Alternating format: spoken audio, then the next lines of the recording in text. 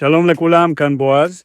מילה קטנה על חיסכון לכל ילד. החל מה-1/1/2025 תיתכן אפשרות לאלה שהפקידו את חיסכון ילדיהם בבנקים לעבור לחיסכון בבתי השקעות. הדגש פה שמדובר בסכומים של הכספים העתידיים. זה אומר שמה שהפקדתם עד היום נשאר בבנק, והכספים העתידיים תוכלו להפקיד אותם בבתי השקעות. לגבי השאלה השבועית נשאלתי איך מתחילים לייצר חיסכון נוסף לילדים. בטח שאנחנו כבר יודעים שחיסכון לכל ילד לא ייתן לנו את הפתרון המלא בגיל 21. אז ככה, דבר ראשון, לראות שאתם בתזרים חיובי. לראות שיש לכם יותר הכנסות מהוצאות, זה אומר שיש לכם כסף פנוי, בין אם זה כמה מאות שקלים, או בין אם זה סכום אחד משמעותי של כמה אלפי שקלים, להשקיע אותו.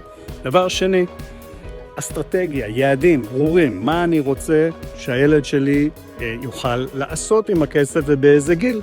יש כאלה שאומרים בגיל 21 אני רוצה שיהיה לו סכום משמעותי לרכישת דירה ראשונה, ללימודים, טיול בחול. יש כאלה שאומרים שרק בגיל 30 אתם צריכים להחליט בדיוק מה אתם רוצים, וזה ישפיע כמובן על הסכום שאתם תפקידו בכל חודש או שתפקידו בפעם אחת.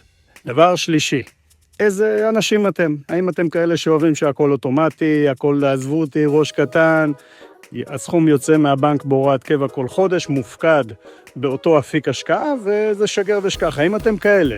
או שהאם אתם כאלה שמוכנים לעשות איזושהי פעולה בכל חודש, שככל הנראה אותה פעולה תחסוך לכם סכומים לא קטנים מהחיסכון של ילדיכם, ולפעמים גם בעשרות ומאות אלפי שקלים, באופן עצמאי. אם תעשו את זה, לדוגמה, בתיק מסחר עצמאי. אם אתם רוצים הכל אוטומטי ולא רוצים להתעסק, ושמישהו יעשה לי את העבודה, אז יכול להיות שקופת גמל להשקעה תהיה הפתרון שלכם, אך צריך לשים לב שיש לזה מחיר. ברגע שבן אדם מנהל לכם באופן אקטיבי את החיסכון, יש לכך מחיר.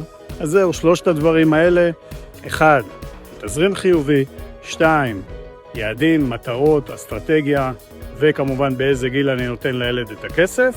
ו3, איזה אנשים אתם? אתם עוברים הכל אוטומטי, או שאתם רוצים לעבוד בצורה שהיא יותר עצמאית, שתדרוש מכם לעשות איזושהי פעולה קטנה כל חודש.